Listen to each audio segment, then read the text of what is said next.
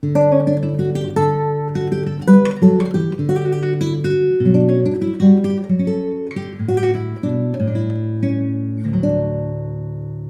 guitar without nails, is that even allowed? Can it sound good?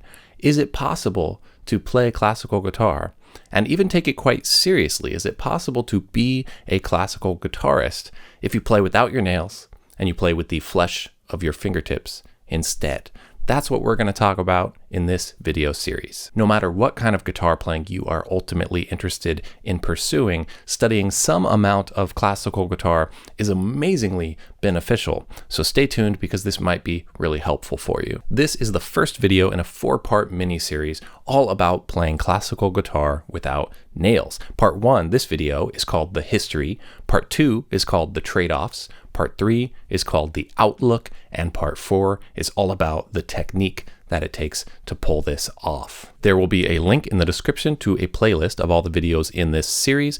They'll all stand on their own, but of course they go great together if you're interested in this topic. In this first episode, I'm going to talk about the history of right-hand classical guitar technique and how playing without nails used to be common and why it isn't anymore. I recently transitioned after almost 20 years of playing with nail technique, transitioned to playing just with the flesh of my fingertips on the right hand in a classical guitar context. So I will also perform a Romantic era classical guitar piece so you can hear how it sounds and hear how my transition is coming along. We have a lot to cover. Let's get into it.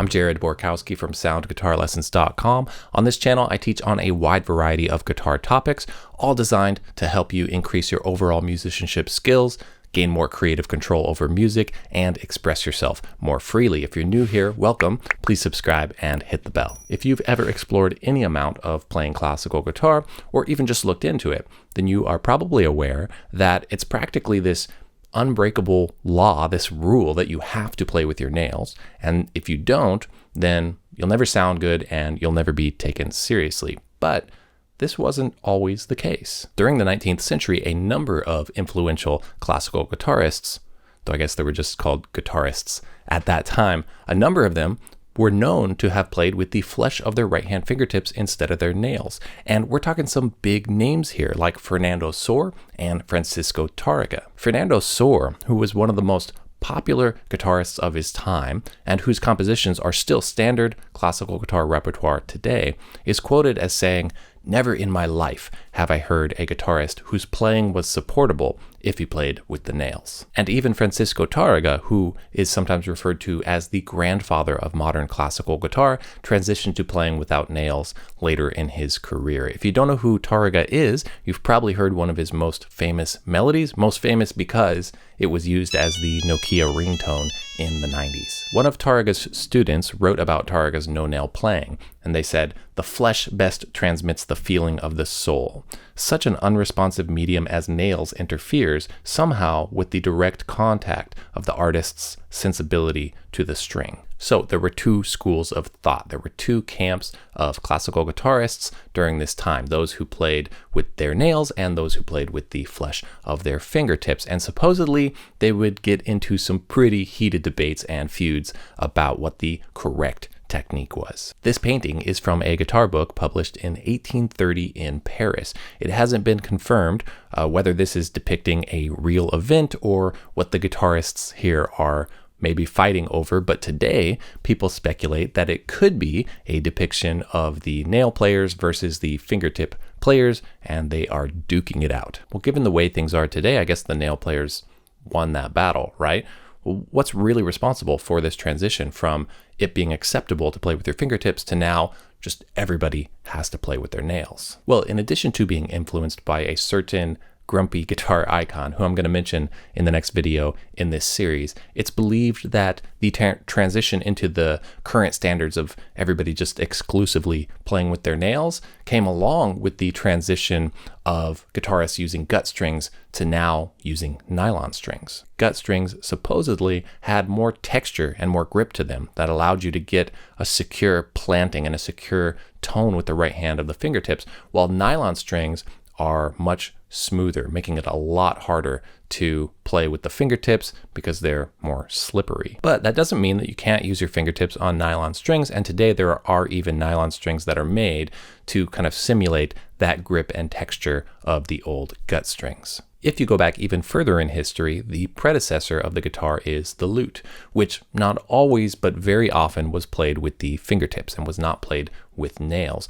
There's still a lot of guitar repertoire that is directly derived from lute repertoire of the Renaissance and Baroque era, including anything by Bach that is played on the guitar, because guitars weren't invented yet during his time, but he did compose and arrange for the lute. I first got interested in playing classical guitar in the first place from falling in love with listening to Bach lute suites played on the lute without nails, with the fingertips. And so when I chopped off my nails about 6 months ago and attempted to play some of the classical guitar repertoire without nails, it immediately reminded me of that warm, subdued, round sound that lute players get when they play just with their fingertips, which is the sound that made me want to play classical guitar in the first place. So it was kind of exciting for me, and I wanted to continue to pursue that. It's certainly a sound that I was never able to get when I was using nail technique. That being said, let me play you an example so you can hear for yourself. There's definitely still a lot to talk about with this debate, which is why there are 3 more videos in this series, but let's just actually play and let me demonstrate something for you so we can really hear it. I'm still working on this transition, and one of the main things I want to get across here is that playing without nails is very, very, very, very different. It's so different. The technique needed is different. The feel is different. The tonal options are different. The timbre, it feels like playing a different type of guitar, like as if you were playing a steel string electric guitar and then switch to steel string acoustic guitar.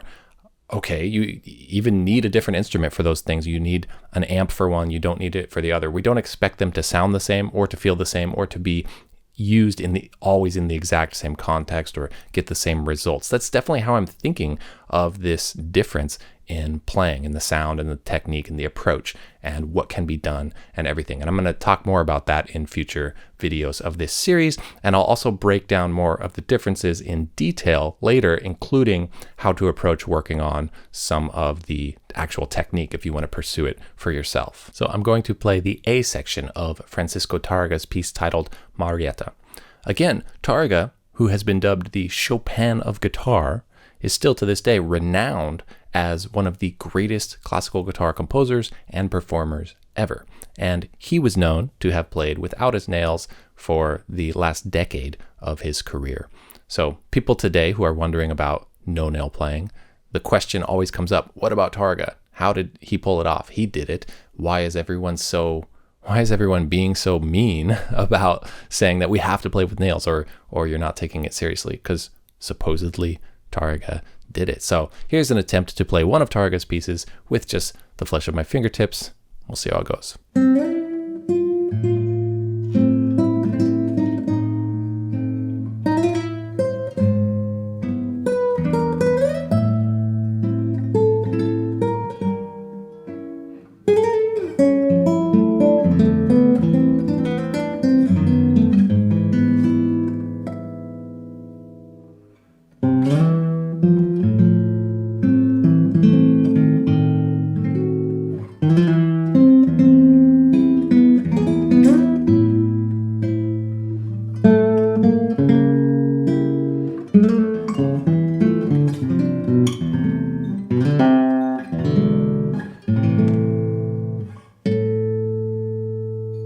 Now, before you draw your own conclusions, I want to talk more about this debate of nails versus no nails, because I think there are some really important things to take into consideration before we decide how we might approach studying classical guitar for ourselves, and certainly before we pass judgment on how someone else chooses to play. So in the next video of this series, I'm going to talk about the trade-offs of the two techniques and specifically why I chose to make this transition into fingertip playing. And then we're also going to see if we can figure out why so many people are so dismissive and so negative and even angry about the idea of playing classical guitar without nails. If you're interested in getting a free music theory chord chart, just use the link in the top of the description there. You can get my free chord chart called Chords with Color. If you're a classical guitarist, these chord shapes sound beautiful, just gorgeous on a nylon string guitar. So I hope you enjoy playing around with that and just exploring some new sounds. I post a new lesson video every week, and I'm spacing out the videos in this series. So next week